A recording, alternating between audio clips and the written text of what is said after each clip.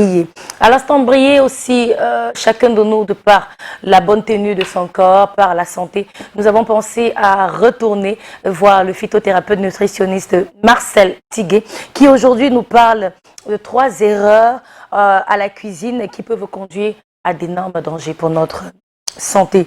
Voilà, 3 erreurs en cuisine à éviter parce que pouvant conduire à multiples problèmes. On en parle tout de suite avec Marcel Tigué, le phytothérapeute. Chers téléspectateurs, bonjour. Nous poursuivons ce matin avec un autre sujet que je juge tout aussi important.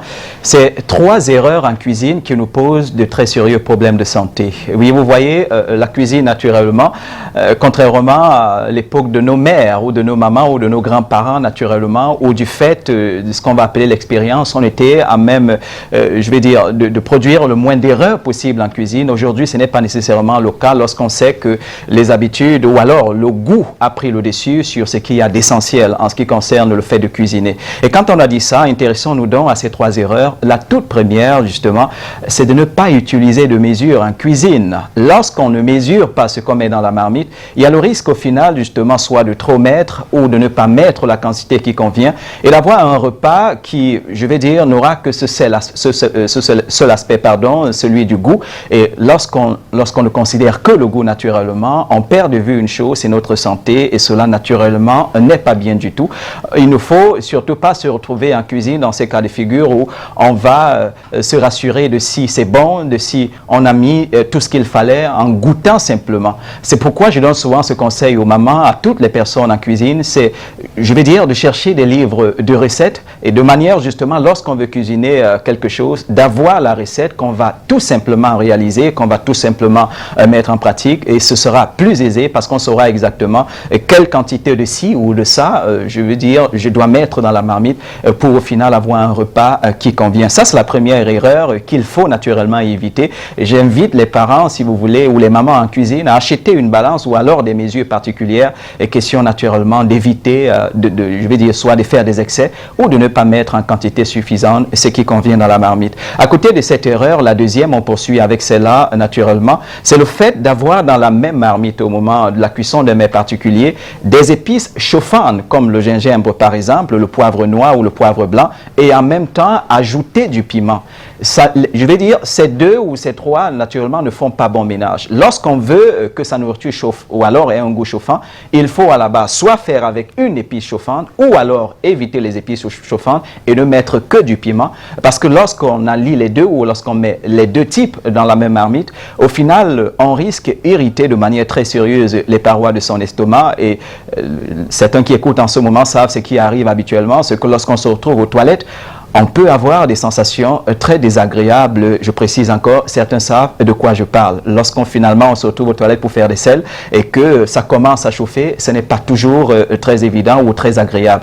Et quand on a dit ça, la 3e erreur, celle qu'il faut éviter, et on termine avec cette erreur-là nécessairement, c'est ne pas, je vais dire, lorsque vous avez cuisiné pour aujourd'hui, que vous n'avez pas terminé votre repas aujourd'hui et qu'il faille que peut-être on le poursuive demain, évitez de réchauffer ce repas à forte flamme. Ça, c'est très important. Il faut nécessairement poser votre marmite au feu, baisser la flamme et être patient. Laisser le soin à cette faible flamme, justement, de réchauffer progressivement ce que vous allez manger ou votre nourriture. Et quand on a dit ça, c'est surtout pour rappeler le fait qu'une nourriture qu'on a cuisinée ou un repas cuisiné est à moitié mort. Si on le réchauffe à forte flamme, une chose est certaine, c'est que le repas sera totalement mort et on va se retrouver à manger un aliment ou à manger quelque chose qui ne nous apporte plus ou qui ne nous apporte rien du tout. Je compte sur vous pour prendre en compte, je vais dire, ces choses que je juge importantes et surtout éviter ces erreurs en cuisine qui la plupart du temps nous sont très préjudiciables. Je vous souhaite une fois de plus de bien vous porter et surtout de continuer de fournir tous ces efforts, ceux-là que vous fournissez déjà au quotidien pour préserver et entretenir la bonne santé. Et je précise encore, assurez-vous que ce soit, je vais dire, des démarches collectives parce que la plupart du temps, lorsqu'on est seul, on peut très vite abandonner. À très bientôt. Bye bye. À très bientôt, Marcel Tiguet. C'est toujours un plaisir de vous avoir sur le plateau de Canal Matin pour toutes les belles choses que vous nous apprenez. Aujourd'hui, on parlait des 3 erreurs qu'on commet en cuisine et qui peuvent apporter de multiples problèmes. Je peux récapituler pour vous. Hein. La première erreur, c'est de ne pas utiliser de mesure, voilà, mesurette, on peut dire comme ça. Quand on n'a pas de mesurette, une petite boîte ou alors des petits métrages comme ça, pour s'assurer de la quantité réelle des ingrédients qu'on utilise. Aussi, à la suite, quand on veut avoir un repas chauffant et qu'on utilise à la fois du piment et des épices chauffantes. Ici, je saurais parce que je suis la maîtresse, quoi. Je mets tout. Tout en même temps.